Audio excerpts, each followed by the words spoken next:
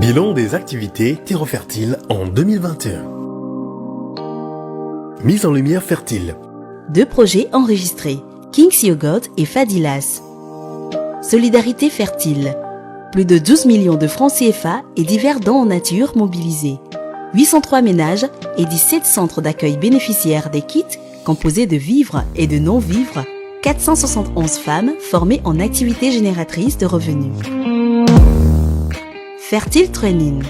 Au total, 4 ateliers de formation diffusés en live, 1200 chefs d'entreprise, de jeunes porteurs de projets et de jeunes diplômés outillés en création, formation et gestion d'entreprise. Salon Férine. 6 panels de conférences, 30 panélistes nationaux et internationaux, 5 ateliers de formation, 2 talk-shows animés par une dizaine d'intervenants, 3 projets innovants, 3 300 000 francs de subventions d'amorçage et d'accompagnement technique, 12 mois de contrat d'accompagnement de coaching, environ 800 participants en présentiel et près de 25 000 connexions en ligne à travers le monde. Formation et accompagnement de projets. 23 21 500 francs CFA de fonds de financement octroyés aux entrepreneurs, 7 projets financés, 2 projets de formation, un programme d'accompagnement individuel, 2 consultations cliniques de suivi et évaluation. Journée de l'arbre. Mise en terre de 300 plants dans la commune AV2. mise en terre de 250 flamboyants à Awangelo dans la COSA 3 à Kara. Chers membres, partenaires, amis et sympathisants, alors que 2021 touche à sa fin, nous voudrions par ces mots vous remercier pour la confiance en la vision de Terreau Fertile et en ses actions. Pour cette nouvelle année 2022, nous vous adressons nos vœux les meilleurs pour une année pétillante et porteuse de bons fruits.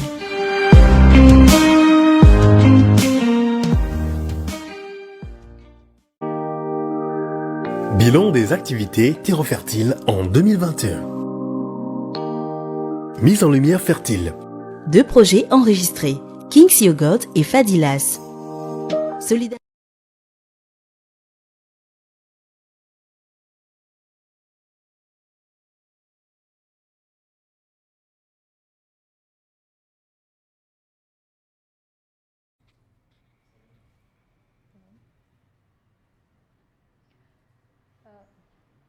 Bonjour à tous. Soyez les bienvenus au siège de l'association Terreau Fertile. Vous êtes pour la plupart des partenaires fidèles à Terreau Fertile, donc bienvenue à la maison. Aujourd'hui, nous vous avons conviés, chers journalistes, à prendre part à cette conférence de presse au cours de laquelle nous allons lancer la 3e édition du Salon Férine. Je dis Salon Férine, j'allais plutôt dire Solidarité Fertile. Donc voilà, une fois encore, soyez les bienvenus. Et tout à l'heure, nous allons démarrer. Je vous présente rapidement le plan de cette conférence de presse. En premier lieu, nous allons faire un petit rappel de ce qu'est l'association Terreau Fertile, qu'est-ce que nous faisons, quelles sont nos activités, quels sont nos objectifs et nos ambitions. Ensuite, nous allons passer à un deuxième point qui va être la présentation de la campagne Solidarité Fertile de cette année, pour finir après avec la séance questions-réponses qui vous permettront d'avoir plus de détails sur la campagne de cette année. Donc sans plus tarder, je vous présente quand même je vous présente la table. Il y a Monsieur Kofi Mali qui est le conseiller général de l'association Terreau Fertile. Il est celui du milieu. Ensuite, vous avez à l'extrême gauche, Monsieur Derrick Bessor qui est le coordonnateur des activités de l'association Terreau Fertile. Et moi-même, je suis la chargée de communication de l'association Terreau Fertile. Donc, merci à ceux qui viennent de nous rejoindre encore. Nous allons sans plus tarder passer au déroulement de la conférence de presse. Je vais donc laisser la parole à Monsieur Derrick Bessor pour la présentation de l'association Terreau Fertile. Je vous remercie.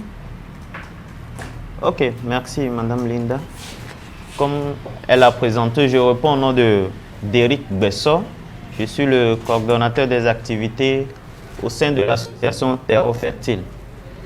Comme nous le savons déjà, Terreau Fertile est une association apolitique à but non lucratif, née du désir et de l'engagement des jeunes et dynamiques togolais et togolaises de s'unir pour former, informer et défendre les intérêts sociaux des populations les plus vulnérables du Togo et de toute l'Afrique. Son objectif principal est de promouvoir l'investissement socio-économique et culturel pour l'amélioration des conditions de vie des populations togolaises et africaines.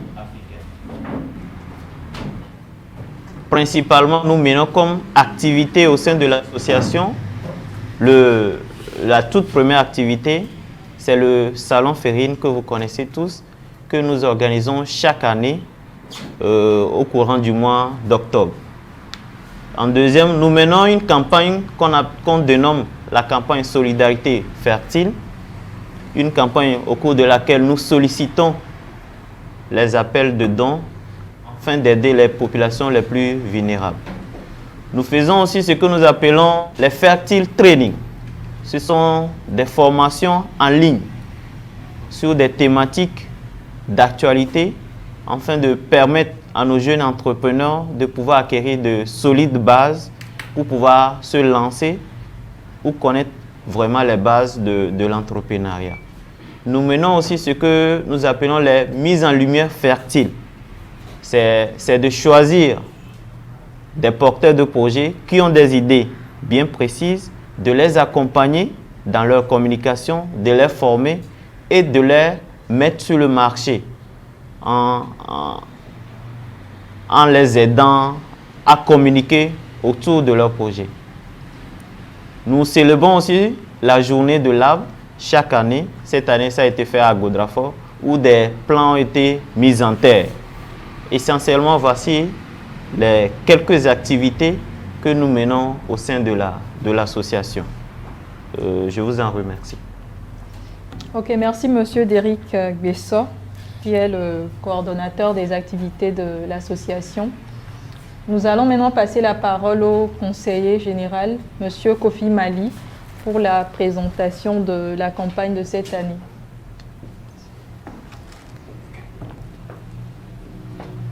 Merci Linda, merci Eric. Chers partenaires journalistes des médias publics et privés, toujours un honneur pour nous de vous accueillir dans nos locaux pour le lancement de cette activité importante qu'est la solidarité fertile. Pour cette année, le thème, comme vous le voyez, est les salles de classe équipées et des vivres pour les populations défavorisées du Togo.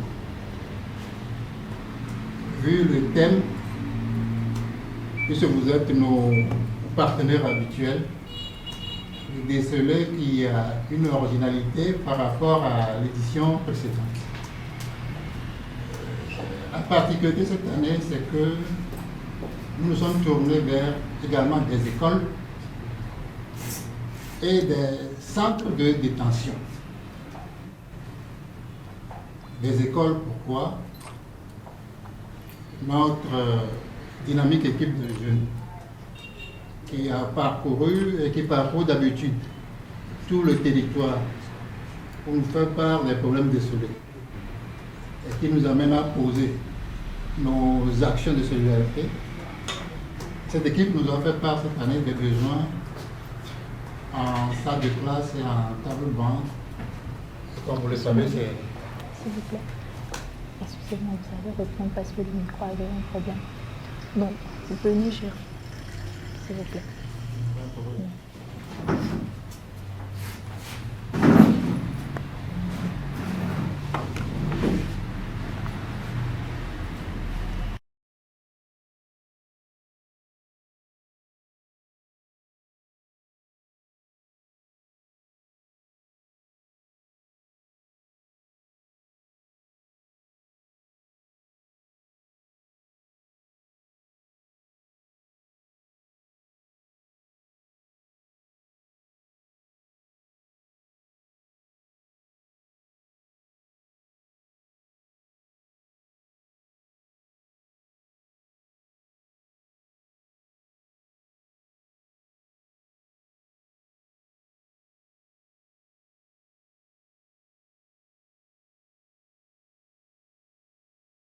de cette activité, Solidarité Fertile, qui est une activité de, comme son nom le dit, de solidarité envers les couches défavorisées.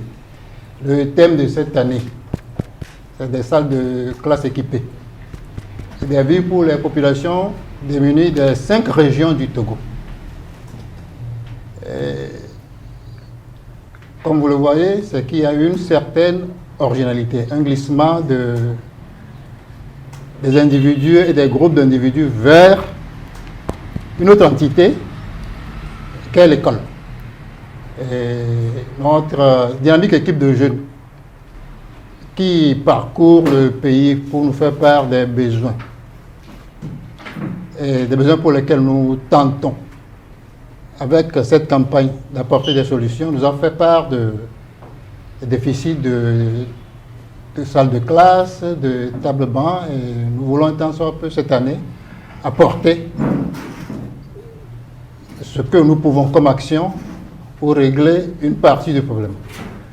Vous le savez mieux que moi que les problèmes sont aussi vastes que nous le connaissons, et nous ne pouvons que faire ce que nous pouvons. Donc cette année, nous avons décidé de construire 5 salles de classe dans les 5 régions du Togo. Une salle de classe dans une école par région. Et nous devons équiper 6 écoles. C'est-à-dire que les besoins au niveau d'une école ne sont pas un bâtiment, mais nous devons équiper en matériel didactique cette école. Nous avions également ciblé 7 centres d'accueil, les orphelinats, pour lesquels nous devons apporter des vivres. Et cette année, nous avons également visé les centres de détention. Le chantier devient de plus en plus vaste, à voir ce que nous voulons embrasser cette année. Et pour la Solidarité Fertile 2022, nous avons un budget prévisionnel de 41 985 000. Ça demande beaucoup d'engagement, et c'est pour cela que vous, qui êtes nos partenaires habituels, nous avons fait venir pour porter l'information au niveau de la population en général et de toutes les entités, que ce soit public, parapublic, privé, pour que cette solidarité fertile 2022 soit, comme les 2 précédentes éditions, un succès. Nous savons que nous pouvons compter sur vous pour relayer cette information et pour vous permettre de cerner ce que nous voulons faire. Et nous portons à votre connaissance que nous avons prévu des kits de participation. Nous faisons des packs. Par exemple, pour quelqu'un qui veut aider Terreau Fertile à apporter des vivres au centre de détention et au centre d'accueil, par exemple, nous avons prévu des packs de 10 000. Cela permet à cette personne de savoir où va son argent. Et une entité, une personne peut se décider à apporter son assistante à un secteur bien déterminé. Si nous prenons le niveau construction des écoles, qui demande de gros investissements, nous avons prévu des packs de 100 000. Et pour les équipements en matériel didactique, nous avions prévu des packs de 30 000. Cela permettait à tout un chacun de dire, cette année, pour la Solidarité Fertile, j'ai financé la construction d'une école, j'ai apporté des vivres aux démunis, au centre d'accueil, J'ai mis par exemple 2, 3, 4, 5 bancs, par exemple, à la disposition de telle école de mauvaise qualité ou d'une localité quelconque. Nous avons les canaux habituels pour les dons, les participations. Le canaux habituel, c'est les transferts, les sociétés de transfert que nous avons, Flous et Timoni, et également un compte bancaire, Aura Bank. Tout ça, vous pouvez le retrouver sur le site de Solidarité Fertile qui est www.solidaritéfertile.com. Je crois qu'il y a une grande campagne de mobilisation qui nous attend. Nous avons 1 mois pour mobiliser autour de nous des bonnes volontés publiques, privées et individus, pour mobiliser ces fonds et réaliser ces objectifs à terme. Pour les écoles, nous avons pour ambition de les mettre à disposition à la rentrée prochaine. Des salles de classe équipées pour la rentrée prochaine. Ce qui demande une grande campagne de mobilisation. Dans la 2e semaine du mois de juillet, nos équipes seront encore sur le terrain pour solliciter toutes les bonnes volontés qui veulent participer à cette grande campagne de solidarité pour donner un temps soit peu un petit sourire à un enfant démuni dans un centre d'accueil quelque part, pour apporter un peu d'amour à quelqu'un qui est privé de liberté pour une faute commise, qui paie déjà pour quelque chose. Et je crois qu'ensemble avec les médias que vous êtes, nous atteindrons les objectifs de cette année. Merci, je crois qu'avec les questions-réponses, nous pouvons approfondir les idées et vous permettre de mieux comprendre ce que nous voulons de Solidarité Fertile 2022. Je vous remercie. Merci, Monsieur Mali. Merci également à l'assistance.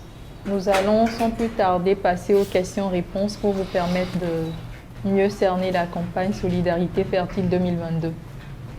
Donc, s'il y a déjà des personnes, des journalistes qui voudraient poser des questions, n'hésitez pas. On va d'abord prendre une série de 3 questions et continuer après. D'accord, monsieur. Je pense que c'est Innov Africa Info. Oui. Oui, allez-y. Oui.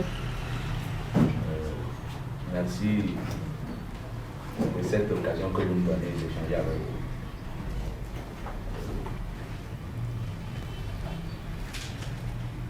J'aimerais savoir, bon, apparemment cette année vous êtes détourné carrément de vos objectifs habituels en griffe, même si c'est pour apporter un plus sur le plan social. J'aimerais savoir quelles sont vos cibles, sur quelle frange de la société comptez-vous pour arriver à vos objectifs. Et puis, seconde question, apparemment aussi, le staff cette année a changé. J'aimerais savoir pourquoi. Est-ce que M. Mali a toujours été le conseiller général de l'association? Je le connais sous d'autres casquettes. Merci. D'accord, merci. Vos questions sont bien notées. On va prendre la deuxième question.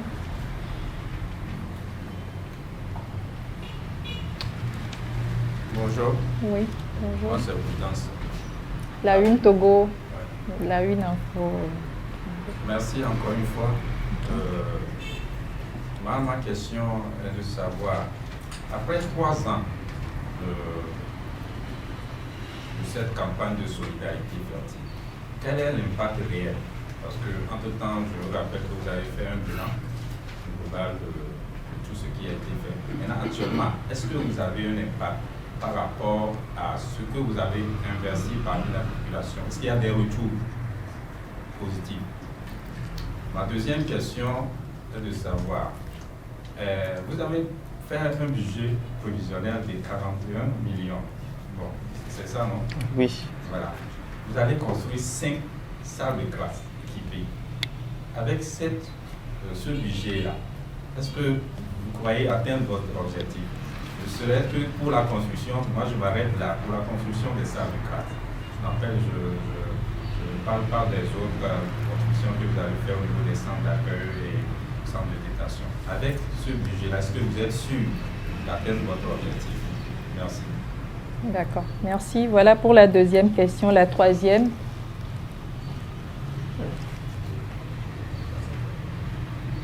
D'accord, il y a monsieur devant.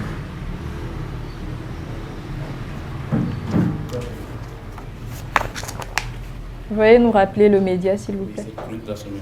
Okay. Merci pour tout ce que vous faites pour soulager un peu la souffrance des populations démunies. Je voudrais compléter par rapport à la question de mon prédécesseur. Et l'an passé, je crois que vous avez plus de 12 millions pour cette même activité. Cette année, qu'est-ce qui vous motive? L'année passée, vous avez trouvé plus que vous avez prévu. 12 millions, vous avez plus de 12 millions, je pense que je ne me trompe pas. Cette année, vous allez aller de 40 à 40, vous avez tout de presse. Donc, je voudrais savoir quels sont les atouts qui vous poussent à augmenter le budget cette année. Vous passez de 12 millions à 41 millions. Je pense que voilà pour les trois questions. Vous voulez répondre, ok.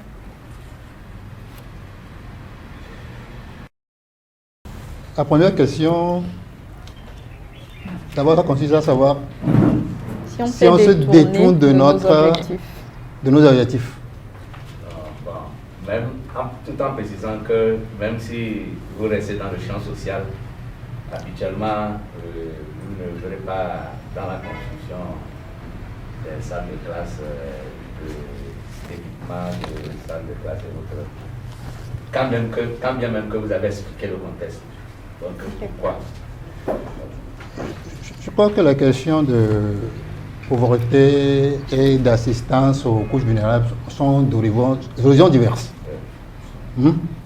Et si nous avons choisi cette année de mettre en place une salle de classe, pas tout un bâtiment, une salle de classe équipée dans une petite école.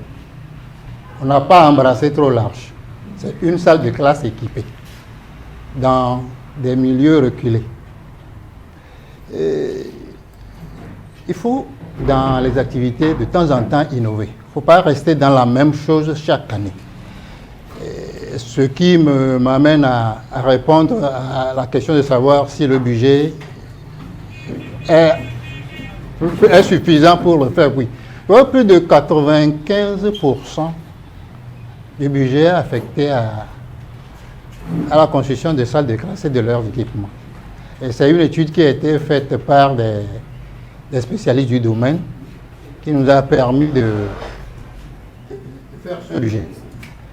Une petite partie ira. Les kits de vivre ne coûtent pas trop cher en fait, ne pèsent pas trop dans les budgets. L'année dernière, si on était à 12 millions pour le rejoindre, c'est que les formations que nous avions organisées ont coûté plus. Il faut acheter des équipements, du matériel pour faire des formations. On a eu du perlage, on a eu de la décoration. Ça demande du matériel. Alors que les kits de vivre ne demandent pas grand-chose. C'est pour cela que nous allons crescendo. Et par rapport aux impacts, je crois que une fois que vous apportez un petit sourire à quelqu'un dans un orphelinat, c'est que vous aviez fait quelque chose. Une fois qu'on peut apporter, toutes les fois qu'on peut apporter un petit sourire à quelqu'un qui est dans des besoins, c'est qu'on a apporté quelque chose. C'est des actions dont on ne peut pas mesurer les impacts à long terme, mais dans les médias, on le sent. Même à court terme, on a des effets. Parce que le besoin, par exemple, en vivre et en non-vivre dans ces centres pendant la Covid, vous imaginez ce que ces institutions avaient comme besoin à la première édition. Ça a donné beaucoup de choses et nous l'avons mesuré. Merci.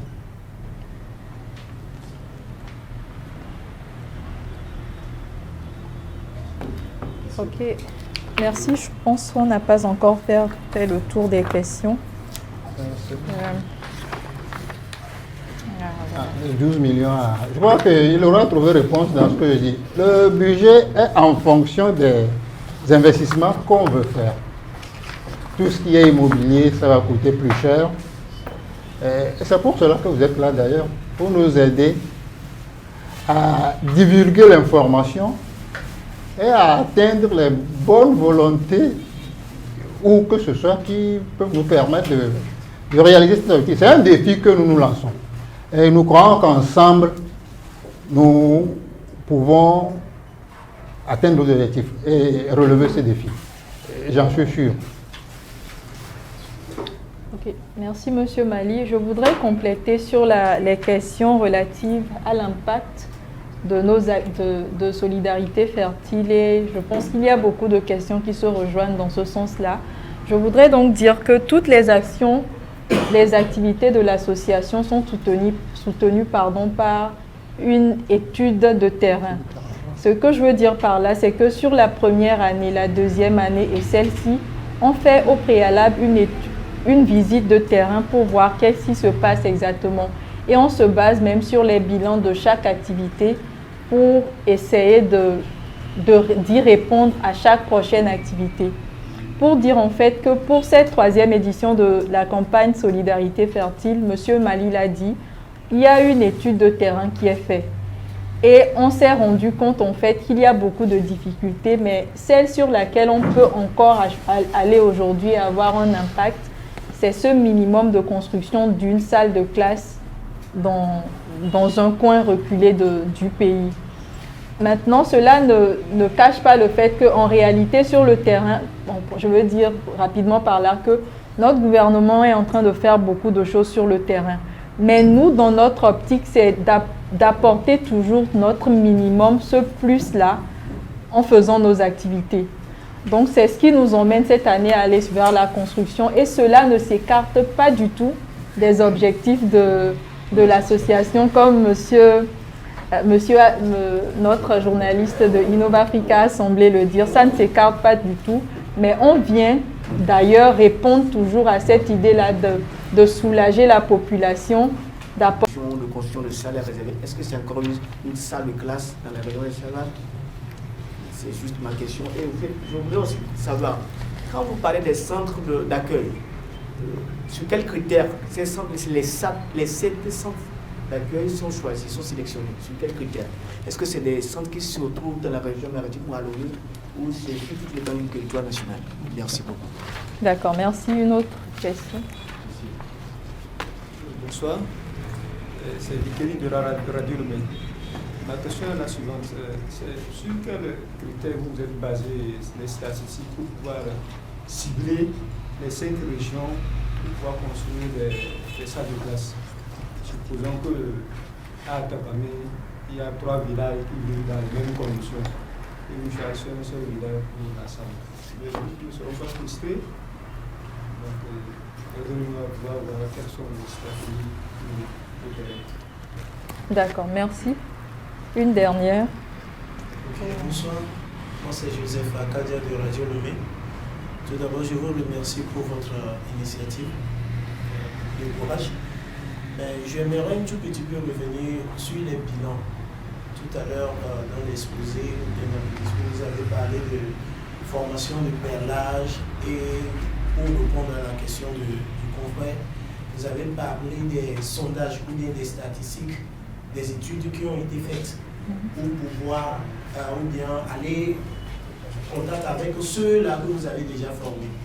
Bon, maintenant que vous avez relevé des défis, où il y a des défis, il y a des manques, quelle est votre prochaine initiative pour les encourager ou bien pour les suivre à pouvoir vraiment atteindre l'objectif que nous nous étions fixés en les formant? Je vais répondre à la première question. Ok, donc première question, quelle est la part réservée à la région des savanes dans notre stratégie de répartition D'accord. Merci pour la question. Dans l'étude qui a été faite sur le terrain, cette étude a été faite dans toutes les régions du Togo. C'est-à-dire que nous avons sélectionné dans chaque région 1 ou 2 centres d'accueil, une école dans laquelle on va construire une classe et une prison dans chaque région, que ce soit maritime, savane des plateaux, centrale, Kara. Cette sélection a été faite après la mission de visite de terrain. Dans chaque région, nous avons visité, par exemple, si je donne l'exemple des écoles, nous avons visité plusieurs écoles qui ont exprimé des besoins. Après cette visite, nous avons diligenté une enquête auprès des expertises extérieures à l'association qui nous ont donné OK par rapport aux critères que vous avez choisis, qui sont d'abord de choisir une localité reculée. Toutes les localités qui ont été choisies sont des localités reculées où les populations sont dans le besoin. Donc, dans la région Savane, il y a 2 centres d'accueil qui recevront des kits. Il y a une école qui recevra une classe et une prison qui recevra aussi des vivres. Je vous en remercie. Merci.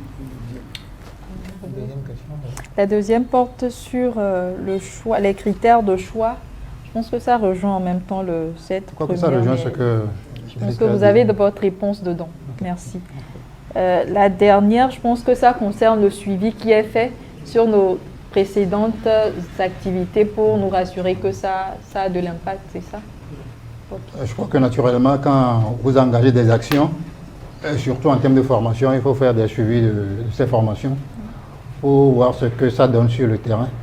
Et il y a à peine 1 an que ça a été fait, je crois que le suivi est en cours. Et nous partageons les résultats avec vous au moment opportun. Nous la suivons. On ne peut pas les former, c'est ce que nous avons toujours reproché aux gens. Nous ne ferons pas pareil.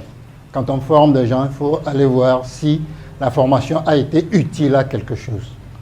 Ça ne sert à rien de mobiliser des ressources auprès de la pauvre population pour les mettre quelque part et ne pas savoir ce qu'on fait avec. Le suivi est fait, les gens exercent, les gens continuent par nous produire de ces articles que nous voyons sur le terrain dans les régions. Toute l'équipe qui a sillonné le Togo pour déceler les besoins a eu également pour mission de faire le suivi de ces actions que nous avions déjà menées pendant les éditions précédentes. Merci. Et si vous le permettez, pour appuyer ce que vous venez de dire, je pense que nos partenaires étaient présents à la dernière conférence de presse qui, en mars ou en janvier, en février, par rapport à au second volet de formation des jeunes femmes, qu'ils vous ont rappelez-vous en fait que cette deuxième étape de formation, c'était sur la base du suivi qui est fait. Et on s'est rendu compte que dans le lot des femmes, des 250 femmes qui avaient été formées au cours de la campagne Solidarité Fertile de 2021, on a remarqué ou on a identifié des femmes qui continuent d'exercer, qui ont continué à mettre en pratique ce qu'on leur avait appris et qui veulent réellement en faire une activité. Donc c'est ces femmes que nous avons fait venir à Lomé pour leur donner une formation de perfectionnement en ce qu'elles avaient appris. Donc voilà un exemple de suivi et d'action derrière. Merci. Donc je pense qu'on va ouvrir une toute dernière liste, une toute dernière série de questions, 3 questions également, et on va s'arrêter là. Donc avant Monsieur Prudence, Monsieur Patrick de Pyramide FM. Oui. Bonsoir. Bonsoir. Bonsoir. Ma question rejoint également la question de mon confrère Radio Lomé. Oui, également le suivi. Je voudrais avoir beaucoup plus de précision. Combien de femmes ont été formées? J'ai perdu le chiffre. Combien sont en activité et qui fait votre pouvoir? Comme ça, je serais ok, que l'impact recherché, c'est tel, 50%, 20%, 100%, voilà. Parce que vous allez encore aller dans les régions pour distribuer des vivres. Si ces femmes-là sont réellement en activité et que ça porte des fruits, forcément que il y a des régions où vous n'allez pas forcément aller. C'est l'impact là que je recherche en termes de quantité. Merci. D'accord, merci. Il n'y a pas d'autres personnes à part. Donc on va prendre d'abord... On donne la chance à ceux qui n'ont pas encore parlé. Oui, je pense. On reviendra à vous. Ok. Oui, le budget cette année à 41 millions, plus de 41 millions, je crois. Oui. Oui, il peut arriver que vous mobilisez plus que les 41 millions, et c'est ce que nous souhaitons tous. Il peut arriver aussi que vous n'atteignez pas les 41 millions. Que faites-vous dans les deux cas? D'accord.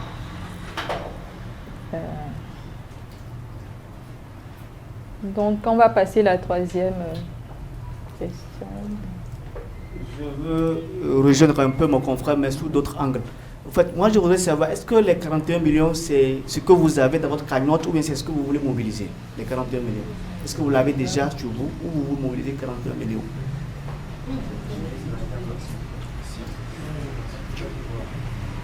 Donc, on va rajouter la quatrième question.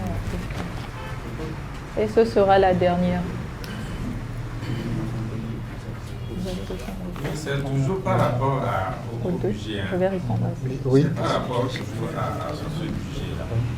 Vous avez dit que vous avez besoin au minimum de 41 millions pour pouvoir atteindre votre objectif. Mais derrière vous, est-ce qu'il y a un partenaire qui pourrait vous aider, qui vous accompagne? Tout d'abord, si vous n'avez pas atteint cette somme-là, comme le dit le confrère de Liberté. En plus, revenant sur l'impact des activités que vous faites. Moi, j'ai l'impression qu'on attend toujours les 1 an après, comme Madame Lita a dit, après, entre-temps, on nous a invités pour nous faire quand même sur ce que vous êtes parti faire au nord par rapport aux activités remunératives de revenus. Donc, on nous a invités ici pour voir quand même les femmes à l'œuvre. Voilà. Donc, moi, je vois qu'il y a des temps creux par rapport à tout ce que vous faites. Si à mon avis, ça serait souhaitable que nous communiquions davantage sur ces personnes-là qui sont impactées ou bien qui sont touchées par vos campagnes de solidarité pour pouvoir quand même faire comprendre à la population que voilà, c'est ce que vous faites. Si nous laissons trop de temps passer, c'est comme si vous semez, mais réellement les récoltes ne sont pas visibles. Enfin, c'est mon avis. C'est une observation. Une observation, merci. Ok. Donc, je reprends la première. Ok, la première question, quel est ça c'est une question très très précise par rapport à la dernière au volet formation de la dernière campagne. Donc vous demandez d'abord quel est le nombre de femmes qui avaient été formées et la suite du suivi.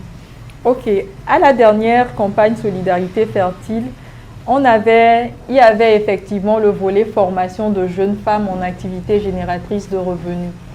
Et elles étaient au total 250 sur toute l'étendue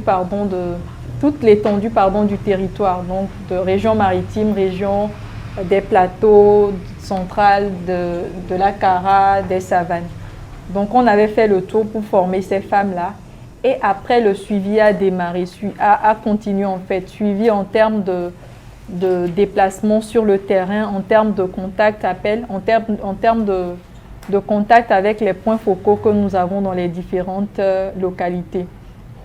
Donc voilà, c'est sur cette base que nous avons pu avoir des retours directs et concrets sur l'évolution de leurs activités.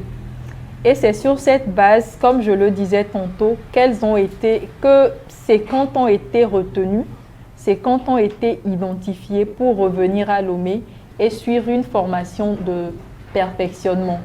Donc si vous me demandez par exemple depuis la dernière formation, je vais dire c'était en février je crois, de février à aujourd'hui, quel est le résultat que nous avons, enfin le résultat que nous tirons du suivi qui a encore été fait, c'est que oui, la majorité de ces femmes ont continué à travailler. Et avec le peu que nous avons, nous continuons de les soutenir. Mais il aurait été bien, en fait, qu'on ait assez de... C'est-à-dire, c'est pour dire, en fait, qu'on ne fait qu'avec ce que nous pouvons et ce que nous avons. Donc, on ne va pas tout le temps chercher à mobiliser des fonds pour continuer ce qui aurait été l'idéal.